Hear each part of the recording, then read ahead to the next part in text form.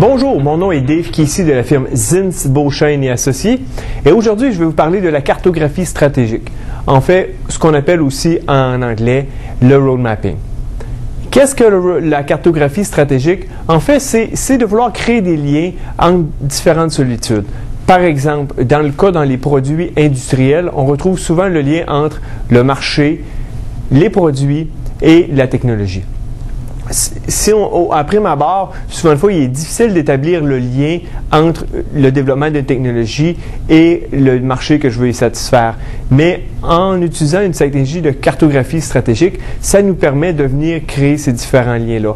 Une même technologie pourrait finalement servir à développer 2 ou 3 produits qui, eux, pourraient satisfaire la même opportunité de marché. Tout comme on pourrait avoir plusieurs technologies qui permettent finalement de développer un seul produit qui, lui, par la suite, permettrait de desservir multiples opportunités de marché. Imaginez-vous d'essayer de décrire ça dans des mots, ça va vous prendre probablement plusieurs pages, tandis que dans une approche de cartographie stratégique, qui est une approche visuelle, permet de le faire en une seule page. Il y a un autre élément aussi que l'on retrouve très important, c'est le lien entre les produits et la technologie, qui est souvent le moteur de la recherche et développement dans une entreprise. Autre élément à considérer est l'aspect temporel. On parle habituellement dans une cartographie stratégique de la situation actuelle que l'on est et la situation que l'on désire aller. La perspective de temps qu'on se donne habituellement est entre 3 et 5 ans. C'est-à-dire qu'on identifie déjà dans le futur, en fait, les technologies que l'on veut acquérir pour finalement identifier les opportunités de produits et ultimement les opportunités de marché que l'on veut avoir. C'est très exigeant d'un point de vue planification, mais fort utile, surtout quand le développement de technologies ou l'acquisition de certaines compétences technologiques peuvent demander un certain temps. Maintenant, je vais vous parler comment on peut obtenir ou développer en fait cette cartographie de façon structurée. En fait, ici, je vous propose un processus avec 4 étapes. En fait, chacune de ces étapes peut prendre une forme d'atelier et chacune de ces ateliers peuvent être consécutives ou espacées. En fait, je recommande des espacés parce qu'il y a quand même un travail à faire entre chacune des ateliers.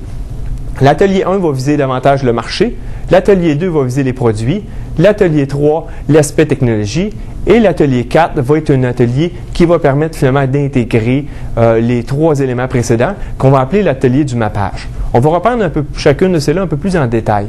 Si on regarde l'atelier 1, l'atelier du marché, on cherche vraiment à identifier les opportunités de marché et qui vont nous permettre, en fait, les opportunités de marché des 3 à 5 prochaines années qui vont nous permettre de croître dans notre marché ou dans un nouveau marché et qui vous permet vraiment de développer la section du haut de la cartographie stratégique. Par la suite, je vais chercher à prioriser ces opportunités de marché. Mais par contre, je ne chercherai pas à les mettre sur la carte tout de suite. Je vous rappelle que l'étape 4 est l'étape du mappage, l'étape où je vais regrouper, ou en fait que je vais venir positionner dans le temps et créer les liens entre les différents niveaux. Je tombe à l'étape 2, ou en fait à l'atelier 2. Cet atelier vraiment est sur l'aspect des produits.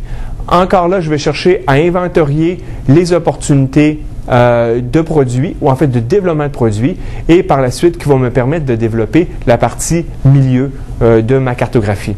Il est bien compris qu'on n'arrive pas nécessairement à un concept détaillé des produits que l'on va développer, mais se donner une idée qui, dans bien des cas, est une réponse en fait à des opportunités de marché. Et encore là, quand on identifie ces différentes opportunités de nouveaux produits, on va chercher à les prioriser. Sur l'aspect technologie, en fait, qui est l'atelier 3, on va encore ressortir les différentes opportunités de nouvelles technologies. Celles-ci peuvent découler de nécessités pour être en mesure de développer un produit ou peuvent provenir de nouvelles technologies proposées par un fournisseur ou que l'on fait un développement à l'interne et puis qu'ultimement pourraient pousser finalement une nouvelle technologie sur le marché. Et vont nous permettre de vraiment développer la section du bas de notre cartographie. Et ultimement, on tombe à notre étape 4, qui nous permet de vraiment venir regrouper notre cartographie stratégique. Habituellement, les gens vont travailler avec des post-it sur un grand tableau. Pourquoi? Parce qu'on vient y mettre les opportunités de marché en fonction des priorités. Par la suite, on vient y associer les produits pour atteindre ces opportunités de marché. Et puis, il y a un jeu quand même d'itération, surtout quand on vient y raccrocher les technologies que je dois développer. Et ainsi de suite, nous permet finalement de faire, d'un point de vue visuel, une réflexion stratégique et surtout de pouvoir donner une direction claire des 3 à 5 prochaines années où les efforts d'innovation dans l'organisation vont se dérouler.